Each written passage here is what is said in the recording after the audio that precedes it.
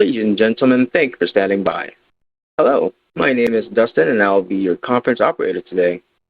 At this time, I would like to welcome you to the third quarter of 2025 Helix Energy Solutions Group earnings conference call. All lines have been placed on mute to prevent any background noise. After the speaker's remarks, there will be a question and answer session. So if you'd like to ask a question at the time, please press star and the number 1 on your telephone keypad. And if you'd like to withdraw your question, press star 1 again. Thank you. I would now like to turn the conference over to Brent Arriaga. Please go ahead. Good morning, everyone, and thanks for joining us today on our conference call, where we will be reviewing our third quarter 2025 earnings release. Participating on this call for Helix today are Owen Kratz, our CEO, Scotty Sparks, our COO, Eric Staffeld, our CFO, Ken Nykerk, our General Counsel, Daniel Stewart, our Vice President Commercial, and myself. Hopefully, you've had an opportunity to review our press release and the related slide presentation released last night. If you do not have a copy of these materials, both can be accessed through the Investor Relations page on our website at www.helixesg.com. The press release and slides can be accessed under the News and Events tab. Before we begin our prepared remarks, Ken Nykerk will make a statement regarding forward-looking information. Ken? During this conference call, we anticipate making certain projections and forward-looking statements based on our current expectations and assumptions as of today.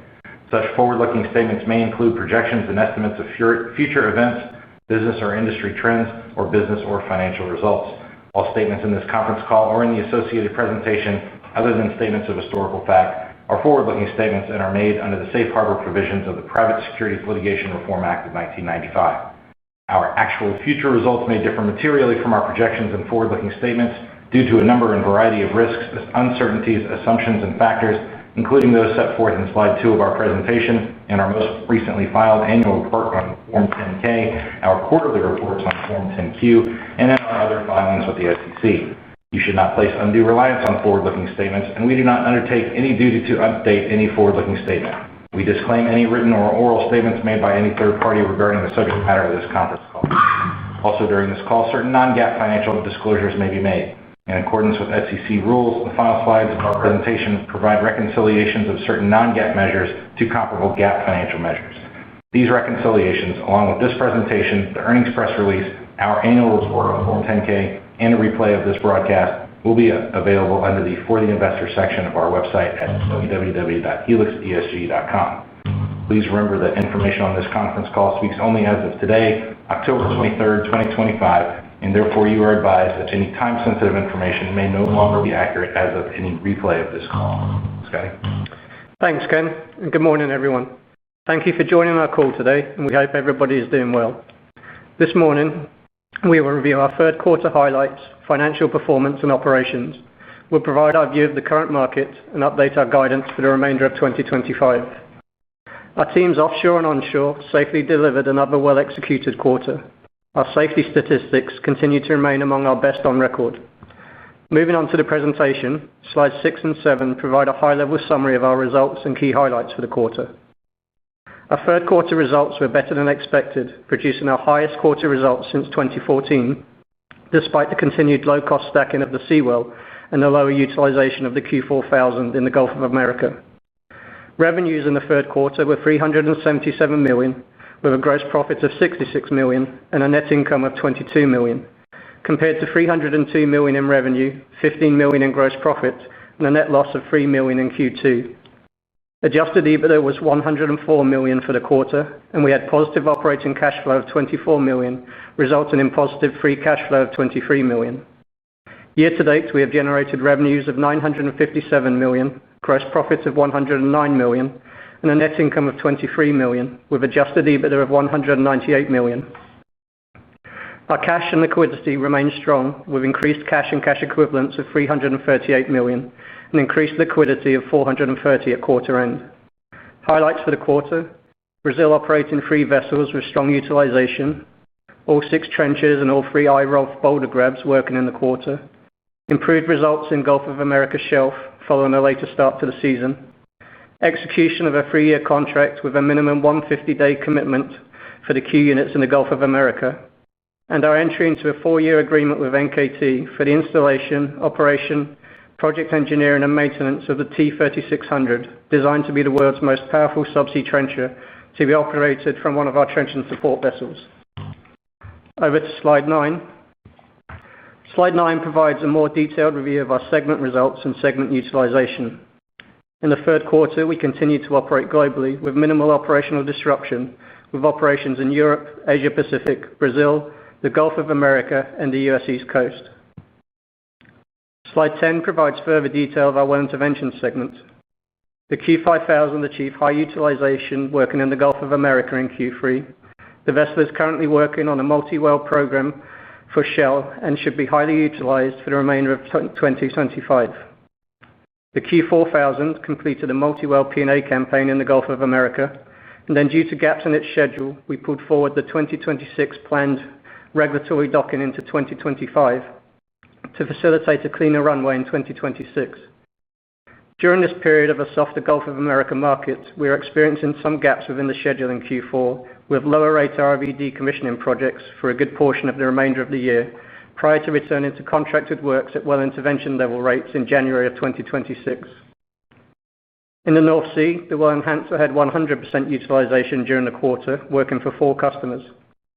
Due to the well-known market turmoil in the North Sea, the Seawell remained warm stacked and is expected to remain warm stacked at a low cost base for the remainder of 2025. In Q3, the Q7000 completed work on numerous wells for Shell on the 400-day decommissioning campaign in Brazil with 100% utilization. The SH1 had 98% utilization working for Trident, and the vessel has now completed the Trident contract and is currently undergoing inspections and acceptance prior to commencing its 3-year Petrobras contract. The SH2 had a very strong quarter with 100% utilization for Petrobras, and the standalone 15K IRS system was on hire in Brazil, contracted to SLB for the quarter, achieving 100% utilization. Moving to slide 11. Slide 11 provides further detail of our robotics business. Robotics had a strong quarter. The business performed at high standards, operating 7 vessels during the quarter, working between trenching, ROV support and site survey work on renewables and oil and gas related projects globally. Robotics worked 6 vessels on renewables related projects within the quarter and had strong vessel utilization overall, with 3 vessels working on trenching projects and 3 vessels working on site clearance. All 6 trenches and all 3 IROV boulder grabs were utilized. We operated 3 vessel trenching spreads in Europe, including the GC3 and the North Sea Enabler with jet trenches, and the JD Assister with the iPlow. The Glomar Wave and the Trim support vessel were working on renewables site clearance, utilizing the IROV boulder grabs in Europe. The Shalila Bordelon completed renewables works on the US East Coast, utilizing our 3rd IROV boulder grab, prior to transiting back to the Gulf of America, where she is currently undertaking ROV support works. Also in renewables, we have the T1401 trencher working on a longer-term contract from a third-party client-provided vessel off Taiwan, and the T1402 working from a third-party client-provided vessel for a longer-term contract in the Mediterranean. The GC2 in the Asia-Pacific region performed oil and gas support work offshore Thailand during the quarter. Our renewables and trenching outlook remain very robust, with numerous sizable contracted works in 2025 and 2026 through to 2030, with a solid pipeline of tender activity as far out as 2032. Slide 12 provides detail of our shallow water abandonment business. In Q3, activity levels increased with 100% utilization for the Hedron heavy lift barge and strong utilization for the dive vessels and lift boats. In Q3, we had a higher number of P&A spreads working offshore, totaling 790 days of utilization, compared to 614 days in Q2. Whilst 2025 continues to be a soft year on the Gulf of America shelf, we continue to believe in the long-term outlook for this segment, as well's age and customers look to reduce their decommissioning obligations.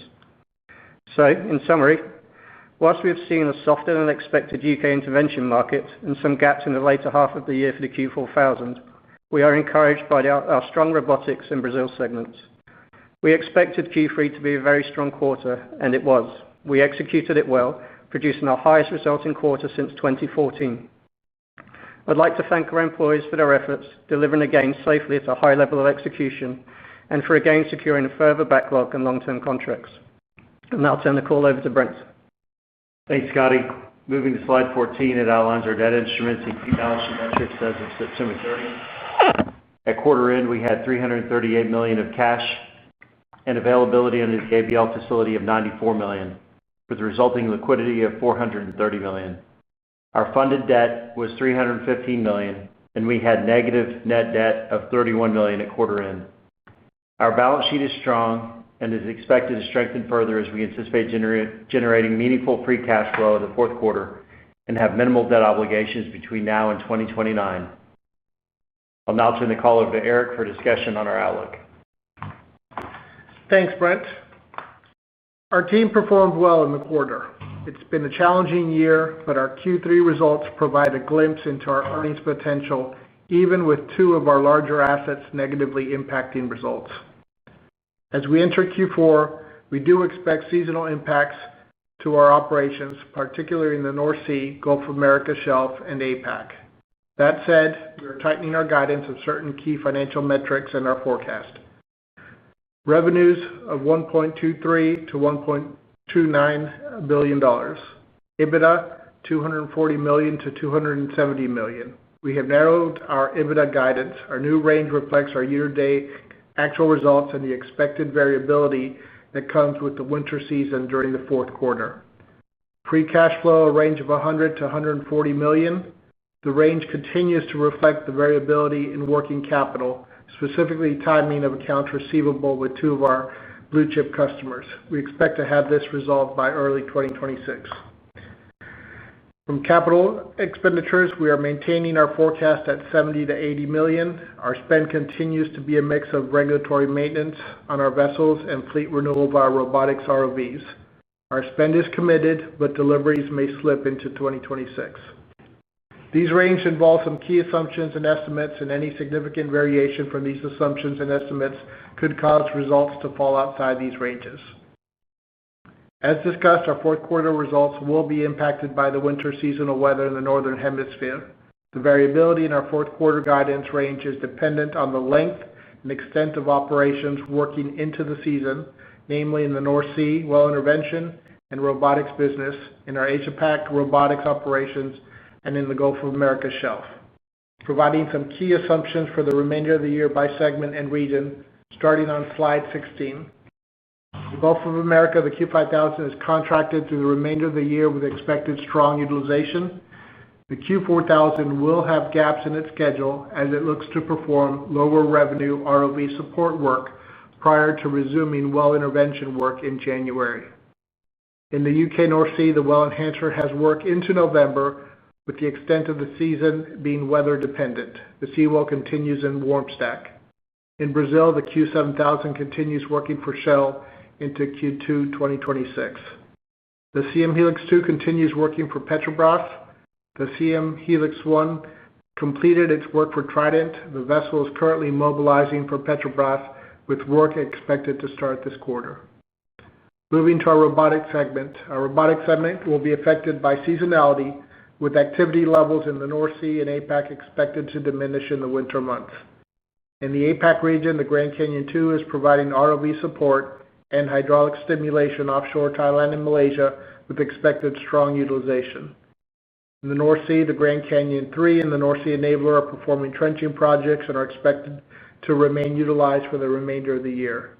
The Glomar Wave is forecasted to remain on site clearance operations into December.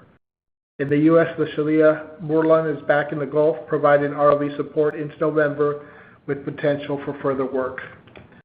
Moving to production facilities, the HP1 is on contract for the balance of 2025 with no expected change. We do have expected variability with production as the Droshky field continues to deplete and the Thunder Hawk field is still shut in. Continuing with shallow water abandonment, we expect the business to decline in line with the winter weather arrival in the Gulf of Mexico. Our outlook range includes variability depending on the timing and extent of the winter season. Shelf decommissioning is a call-off business, but given customers' needs and continued reversion of properties through bankruptcies, long-term we believe in the solid foundation for this market. Slide 17, reviewing our balance sheet. Our funded debt stands at $315 million with no significant maturities. Our year-to-date share repurchase spend stands at $30 million, in line with our stated target of minimum 25% of our expected free cash flow, with 4.6 million shares acquired. At this time, I'll turn the call back to Owen for discussion on our outlook beyond 2025 and for closing comments. Owen? Thanks, Eric. Let me begin with a few macro observations and thoughts where Helix is positioned in the current market. We all know the oil and gas market is cyclical. It's actually composed of a series of cycles depending on market segment and region. Exploration and drilling cycle is the start of the offshore oil and gas investment cycle, usually beginning at a time of high commodity prices or a perceived supply-demand imbalance. This was our market environment as markets rebounded post-COVID. The exploration and drilling cycle is followed by the development cycle, during which subsea construction services do well. The development cycle usually starts about 2 years or more after the drilling cycle. This is where I believe we're at now. Drilling is currently showing softness with some support from consolidation, fleet rationalization, and a remarkable degree of capital discipline relative to past cycles. The subsea construction market is currently strong. As production from drilling and development comes on and/or commodity prices soften, CapEx budgets typically get cut. Remaining dollars freed up get directed to providing OpEx. Well intervention gets added to remediation spending, and the production enhancement cycle begins. Without getting into regional differences, we feel the industry is currently in the early but strong development cycle. As a consequence, vessel charter rates and asset values are elevated and production enhancement is flat. Abandonment is almost a separate event and is currently increasing due to regulatory pressure, the mature nature of reserves, and excess backlog built up, with concern over carried liabilities. Bringing this all together, we believe we're in a trough, but at the cusp of an upcycle. As the market progresses, it will move into the production enhancement cycle where we stand to benefit. As we navigate this trough, we've had 3 challenged areas of our business in 2025. Number 1, the UK North Sea, driven by government tax and regulatory policy combined with M&A consolidations. Most spending in the UK North Sea came to an abrupt slowdown in early 2025. While we believe 2026 will be marginally better and allow us to reinstate our second vessel, rates will be competitive and work will still be slow. By 2027, we anticipate significant abandonment work will begin as producers leaving the region will be forced to do the work and remaining producers will seek to lessen liabilities. Number 2, the Q4000. In 2026, work visibility in the Gulf of America is better than what occurred going into 2025, as 2025 work was getting deferred into 2026. We do anticipate that deferrals or cancellations could again occur, so we're planning to hedge utilization risk by again considering a West Africa campaign for at least part of 2026 for the Q4000. Although we have work already contracted in the Gulf of Mexico for Q1. As Scotty mentioned, we accelerated a dry dock that was planned for 2026 forward into the softer market of 2025, which should allow for greater availability and flexibility on where she's deployed. This should improve WellOps US results year over year. By 2027, we expect Gulf of America demand to increase from both production enhancement and abandonment. Third area, we continue to believe the shallow water abandonment in the Gulf of Mexico will be a large market. For 2025, we right-sized the business and are delivering improved results. Excuse me. It's anticipated that 2026 will be a better year, but still a slow year, with more work but at reduced rates as competition for the work remains stiff.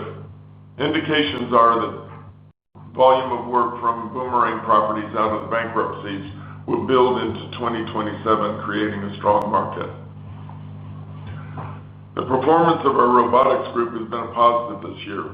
We're seeing rates improve modestly and visibility on work remains strong, and we continue to establish ourselves as a global leader in trenching as we also support construction and wind farm projects. Even with all these challenges of 2025, we nonetheless delivered our highest quarter EBITDA since 2014, and we're still on track to deliver meaningful free cash flow. So while we acknowledge our results for 2025 will fall short of our expectation that we had coming into the year, we still see the earnings potential in our business. The challenge for us going into 2026 will be to manage the pressure we're getting to reduce rates while facing rising supply chain and labor costs. We need to maintain our focus on managing our costs. With strong subsea construction and robotics markets, we're seeing upward pressure on support material and labor costs.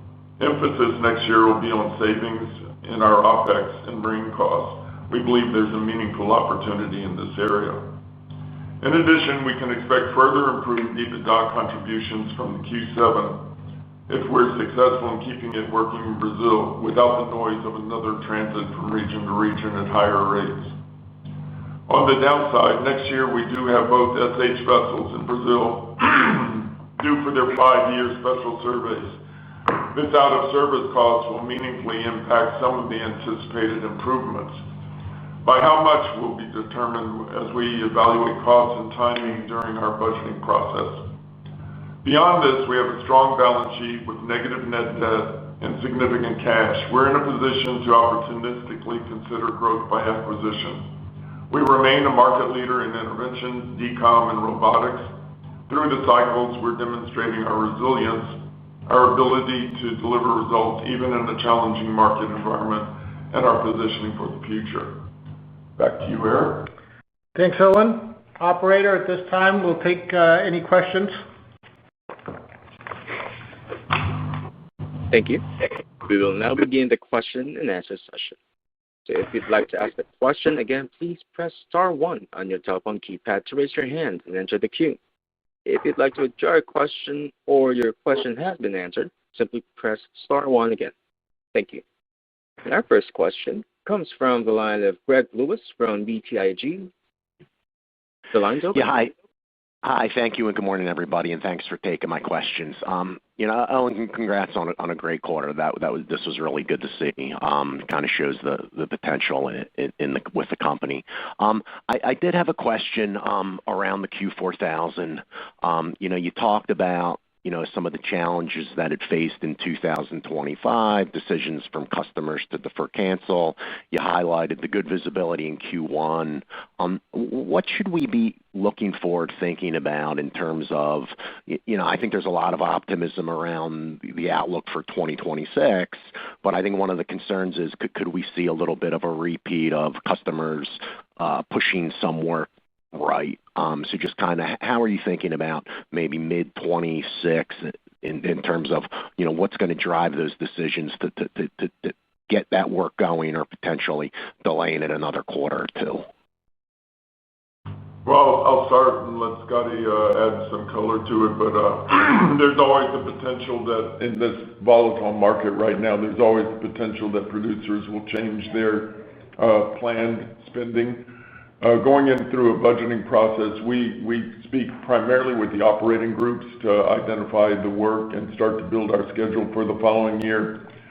But during that budgeting process, it's possible that corporate gets involved and modifies those plans.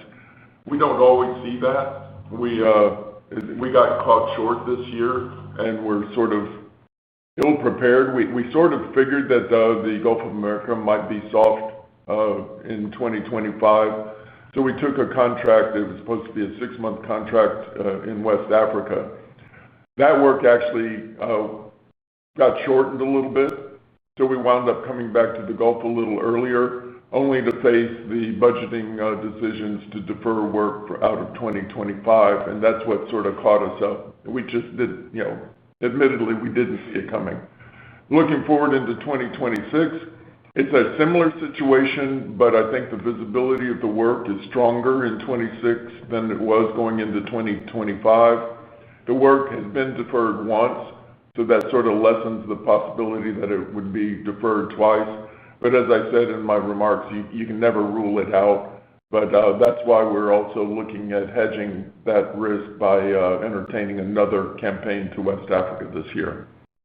Yeah, I'll add to that. Thanks, Owen. We have a sizable contract to kick off in very early in January. It'll get us going for a good start of the year. And then we are at high-level discussions with many operators about works into 2026 in the Gulf of America. One of the reasons we brought forward the regulatory dry docking from 26 into 25 is if we do take a West Africa campaign, it will be very difficult to do the docking in the Africa region.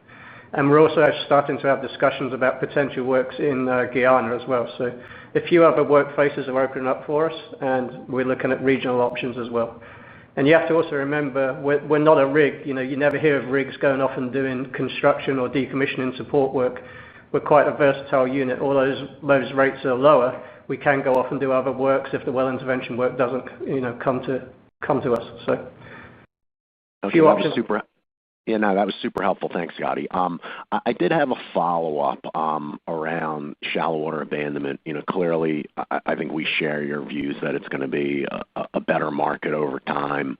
But I did want, if you could elaborate a little bit. You mentioned that, kind of your expectations for 26 is that we are going to see, pick up in activity, but maybe at reduced rates. And just kind of curious if you could maybe elaborate on that comment.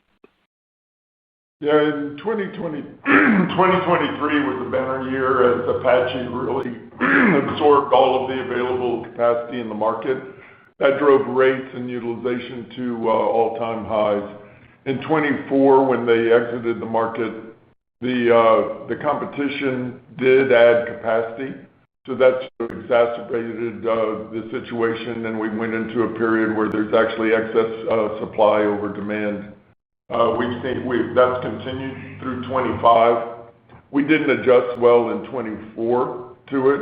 We were expecting a quicker rebound. But there were provisions allowed for producers to defer their work up to 3 years.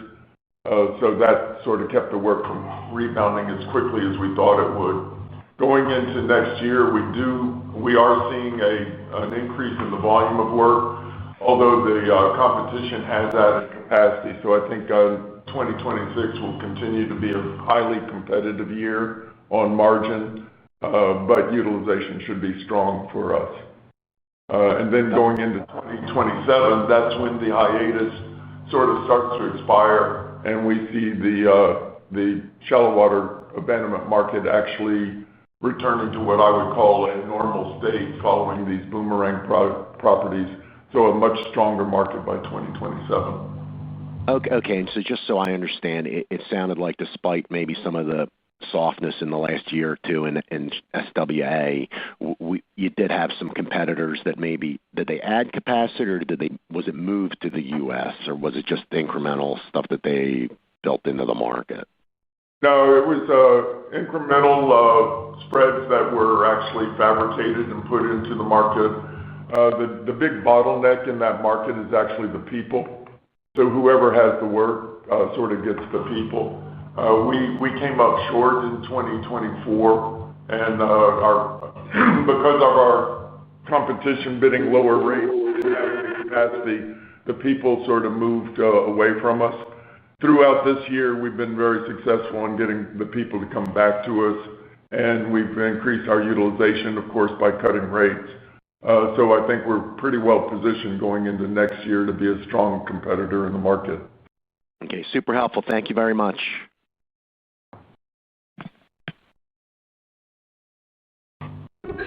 Thank you. Our next question comes from the line of James Shum from TD Cowen. The line's open. Hey, good morning, guys. Nice quarter. Thank you. I was hoping maybe you could help me with the bridge to fourth quarter from third quarter in subsea robotics.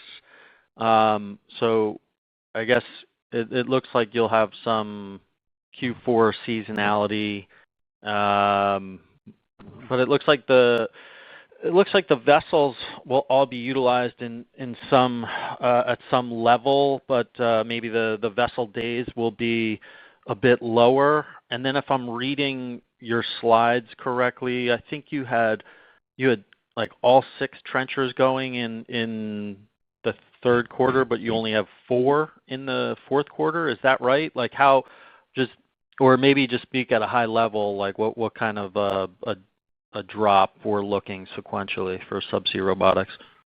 So we did have 6 trenches working in the third quarter. We will drop down to eventually 4 trenches in the fourth quarter. The trencher that's currently working in Taiwan, that'll get seasonal, and once the weather kicks in, that'll get demobilized. However, we are expecting work in Taiwan again for T1401 next year. The North Sea trenches, they should be relatively busy through the quarter, but again, you will start getting affected by seasonal weather, which will bring down rates. And then the iPlow that was on the JD Assister, that project's come to a close in Q3, so that will not be utilized in Q4. Scotty, when you said it'll bring down rates, did you mean bring down utilization, or do rates also soften in the fourth quarter? Generally, when we're trenching, we have an operational full rate, and then there's a lower weather rate. We still get paid for weather, but it's lower rates. So there'll be less trenches utilized, and as the weather kicks in, there'll be some lower rates coming in. Understood. Thanks. Guys, in the North Sea, I think there were 2 large tenders. Is there an update there? Were you unsuccessful, or we just haven't heard anything, or what's the update there? We're very active on both of those tenders. One of them, there's a lot of technical clarifications going on, and the other one, I'd say we're in quite a good position for. We're just not in a position yet to bring that out to the market, but it's in a good place. Okay. And then maybe just. Sorry. Okay. I would think that next year we'll be Scott. going into activating the Seawell again at some point. We don't know if it will be a full year or a partial year, but it's looking more and more likely we will activate the Seawell in 2026. We just don't know for what length of time yet. Okay, yeah, that's okay. That's where I was going with that. Thank you. And just lastly, a quick clarification. The well intervention, the new contract that you announced, 150 days minimum, is that a grand total of 150 days over 3 years, or is it 150 days annually? No, the minimum commitment over the 3 years is 150 days. However, in 2026, we're kicking off with that contract with that's the sizable work for the kickoff for the Q4000. Okay, great. That's it for me. Thanks, guys. I appreciate it. Thank you. Thank you. Our next question comes from the line of Connor Jensen from Raymond James. The line's open. Hey, guys. Thanks for taking my call. And like everyone else said, great quarter here. So really strong showing for robotics in 3Q, and reading the forward commentary, it looks like that should continue to be solid going forward. Just wondering if you could give a high-level overview next year, what you're thinking about 2026 robotics versus what we saw in 2025. I think we should see a strong year in robotics for 2026. It should be at least be on par with what we have for 2025. We're expecting a strong trenching season in the Mediterranean, the North Sea, and in Taiwan.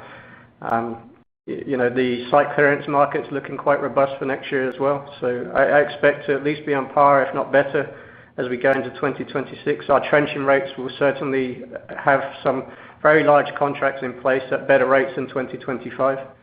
So it should be another good year for robotics. Got it. That's helpful. And then any update on the chemical treatment success for Thunderhawk? I saw you don't anticipate any revenues in 2025, but wondering if you still expect to receive some benefit in 2026 without having to do an intervention. We've seen some positive developments on that front that leads us to question whether or not an intervention will actually be necessary, but it's still early days and we don't know. We have plans that are already submitted into Bessie for what the various optionality of work going forward to get it back online. Our anticipation, though, is that we should have it back online at least by some point in the first quarter. Got it. Thanks, guys. I'll turn it back. Thank you. Thank you. Again, if you have a question, please press star and the number 1 on your telephone keypad. Our next question comes from the line of Josh Jane from Daniel Energy Partners. The line's open. Thanks. Good morning. First question, you noted rising supply chain costs moving forward into 2026. Where are you seeing the most pressure, and could you just talk about how you're mitigating those increases? We're seeing rising cost pressures across the board, actually. It began with labor costs. They went up for this year. I don't see any reprieve from the labor costs, but also on the materials and supply side and delivery through the supply chain, we're seeing escalating costs.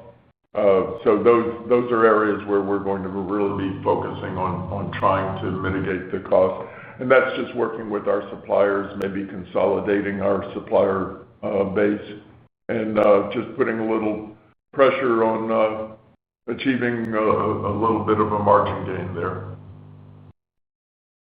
Okay, and then I wanted to talk about pricing for well intervention. So although deep water rig rates have come down for incremental contracts from where we were sort of last summer, there's still a gap between where your assets can work and, sort of 7th-gen drilling assets. So I'm curious if you've seen any change in pricing discussions you're having on the intervention side, or is securing backlog just more at this point about stacking programs on top of one another than really a price-led discussion? It is also a price-led discussion. We have seen downward pressure on our rates, similar to what the drillers have experienced in the marketplace.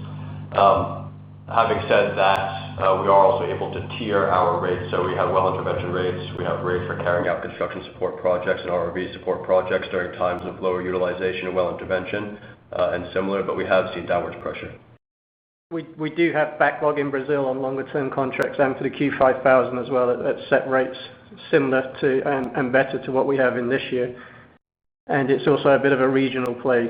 Sort of we might have a softness for the Q4000, the Q5000 is tight, but then the rates in the North Sea will be dependent on whether or not we can activate the second vessel. So we might see a bit of rate pressure there trying to get the second vessel into the market. Understood. And then maybe just lastly, could you just speak in general to the market in Brazil, continue to be highly utilized there, and just maybe your thoughts over the next couple of years about that market and the success that you've been having? Yeah, I mean, we have the CM Helix 1 and 2, both on the Petrobras contracts. They're going to be for 3 years plus options. The Q7000's on a good contract with Shell. We would hope that there's some extensions there, but then we're also starting to see quite a bit of interest in the Brazil market for the Q7000 out with Shell. I would say Brazil in general, not just for us, but for the rigs, is the most buoyant market out there at this time. So we're quite confident of keeping our position. Thanks. I'll turn it back.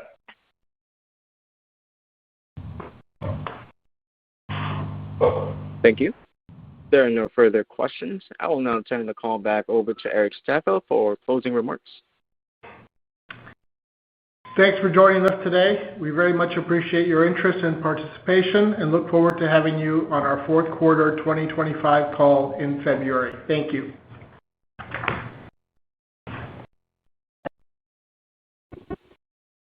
The meeting is now concluded. Thank you all for joining. You may now disconnect.